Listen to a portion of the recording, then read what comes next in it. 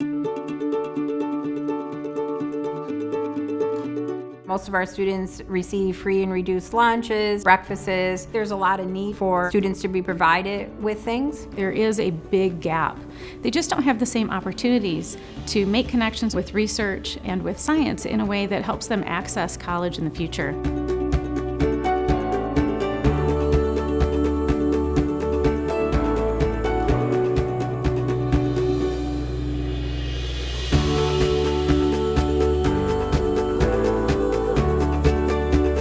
Get to do all kinds of cool experiments. This is more fun because we actually got to do things.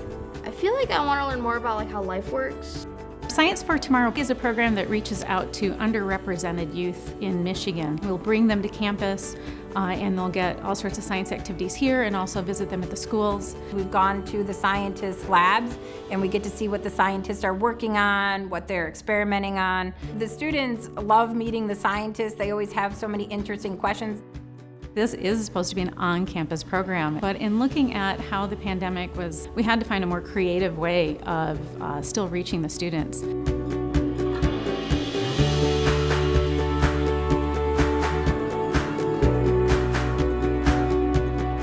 I start first with the researchers' work and what they're trying to accomplish, and then I need to look at the school's curriculum. What are some of those key points that so many students miss? And trying to bridge the gaps.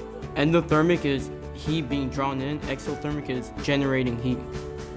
We were able to basically become a little scientist. They just didn't send us kits and said, here, try to use them. They communicated with us ahead of time. Okay, what are you covering in 7th grade?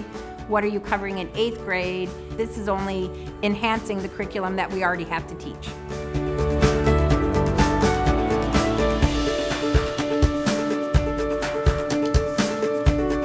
It was cool how I could actually see how it was done on the videos. The teachers that participate in the program with us are just rock stars. They are just jumping through hoops to make all of this happen for our children. I have students virtually and in person at the same time. So I can give my students at home and in school the same experience because they have all the same materials provided in the kit.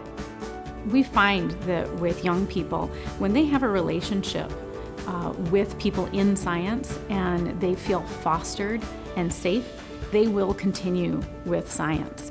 And that's what we hope to achieve, is to give them 3 years in middle school to help them really see the possibilities.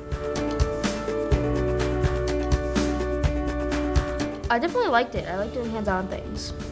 I would say science is probably one of my favorite subjects. It just seems really cool to me.